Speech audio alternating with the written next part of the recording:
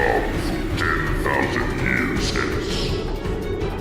We already know that Netflix's animated adaptation of the Castlevania video game series has been widely praised for its unexpected success as a video game franchise adaptation. Many longtime fans of the classic game series had been disheartened by Konami's failure to introduce new elements into the games, leaving them feeling unsatisfied. But the Castlevania animated series has effectively filled this void by skillfully integrating the established canon into a more immersive and gratifying narrative, thus attracting a fresh audience beyond the gaming community. In the early Castlevania games, the story was typically conveyed through instruction booklets, brief text snippets between levels, or scattered contextual clues. Even as the series progressed with titles like Symphony of the Night, the addition of voice acting provided depth to the characters, but the primary focus remained on gameplay. But today, we will venture out of the main canon or the Netflix adaptations of the games and talk about a grossly underrated character from one of the non-canon games. Some of you confused him as Death in Castlevania Judgment, but this immortal character is so much more. Yes, you guessed it right, we're talking about the Time Reaper indeed. Although there is barely much information to scratch the surface on the Time Reaper, this video will intricately explore this underrated yet menacing character. So without wasting another second, let's get right into it. Before we go into our explanation, we have a very small request. If you like our content, please support us by subscribing to our channel. This is a small click for you, but for us, it means a lot. Thank you, and let's begin.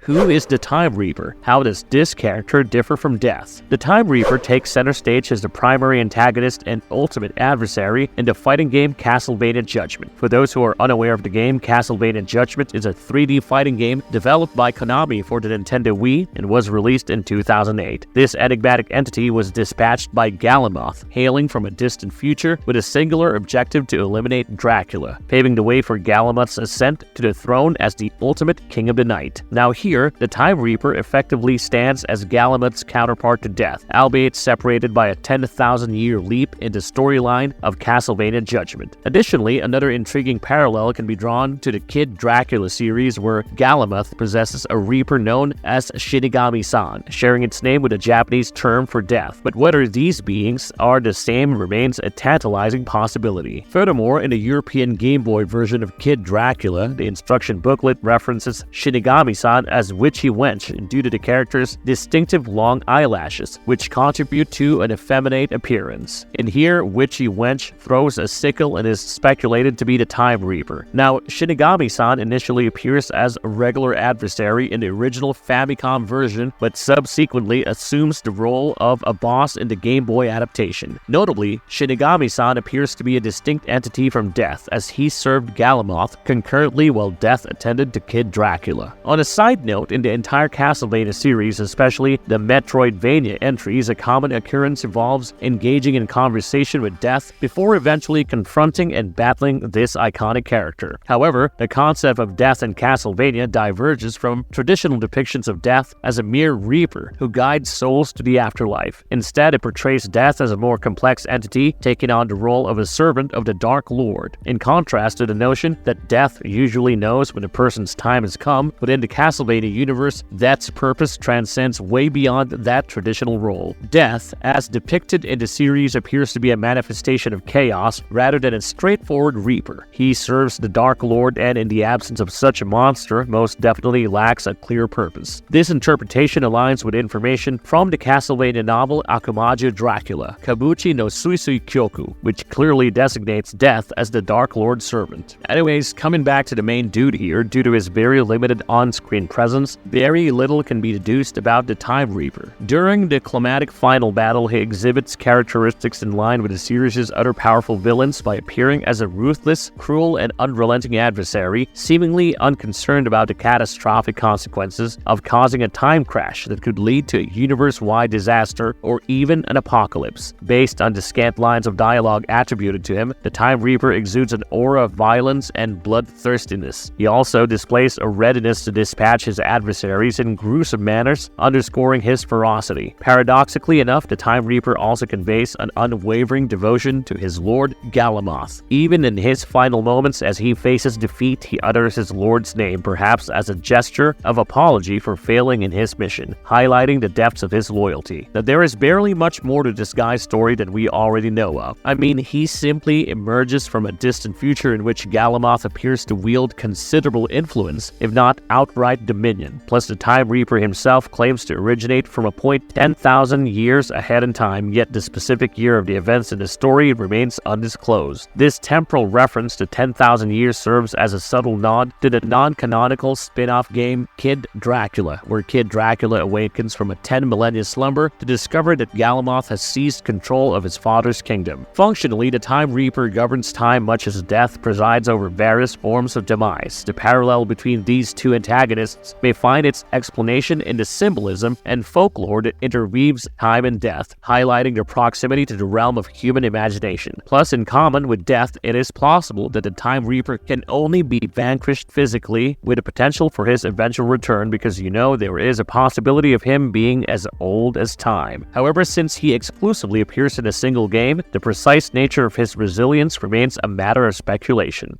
The Time Reaper in Castlevania Judgment. The entire gaming narrative commences with the Time Reaper's time-traveling mission to an unspecified era, where he aims to trigger a cataclysmic time crash, capable of extinguishing the vampire Dark Lord Dracula's existence. As we discussed before, this malevolent endeavor is being specifically orchestrated to clear the way for Galamoth's ascension as the King of the Night. Now, the noticeable disturbance caused by these actions catches the attention of Aeon, a mysterious Time Master who successfully ensnares the Time Reaper within a temporal rift. Following this, Aeon embarks on a quest to amass a diverse assembly of 13 characters ranging from heroes to villains, drawn from various epochs within the expansive Castlevania timeline, with the primary objective of identifying a champion capable of thwarting the Time Reaper's menace. To ascertain the candidate's worthiness, Aeon goes out of his way to organize battles among them, pitting them against one another to evaluate their mettle. Only the survivor of this arduous contest would earn the privilege of confronting the Time Reaper. Now, the climatic battle against the Time Reaper unfolds in a manner more akin to a traditional Castlevania boss encounter, deviating from the typical format of the preceding fighting game battles. Apart from that, the accompanying musical score, titled Crucial Moment, provides a fitting backdrop to this high-stakes confrontation. Ultimately, one character, the player's choice, prevails by defeating 9 other characters, as well as Aeon himself, before advancing to challenging the Time Reaper. While the outcome of the Time Reaper's defeat remains uncertain, his potential survival mirrors that of death, suggesting a propensity for resurrection. In a notable reward for defeating the Time Reaper, on Brutal Mode, a mask bearing the Time Reaper's visage is awarded, and this mask features a symbol similar to the character who attains it, such as a red whip for Simon Belmont, or a clock for Aeon, replacing the flame symbol on the Time Reaper's countenance.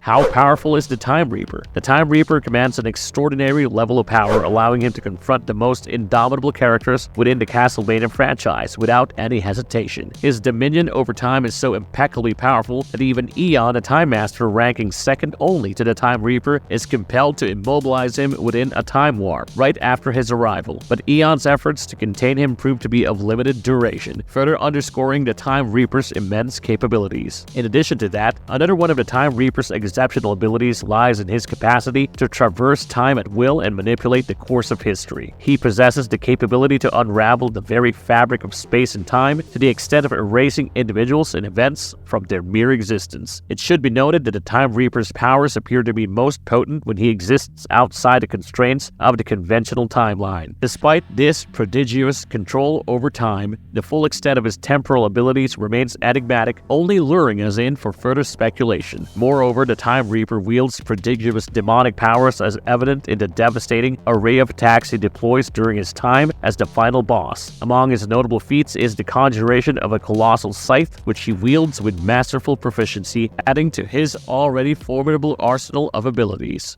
Marvelous verdict. In conclusion, this particular antagonist most definitely deserved more screen time in the gaming arena. I mean, we're talking about an immortal entity with immaculate demonic powers, controlling time at the tips of his skeleton fingers and causing a time crash, simply because he can. If that is not the perfect recipe for one of the most powerful and unhinged villains within the franchise, I don't know what is. Maybe there'll be another game where he will finally get his much-deserved spotlight, and we will ultimately get to know more about him. Do you think we will see a version of this guy in the future seasons of Castlevania Nocturne? Let us know in the comment box below.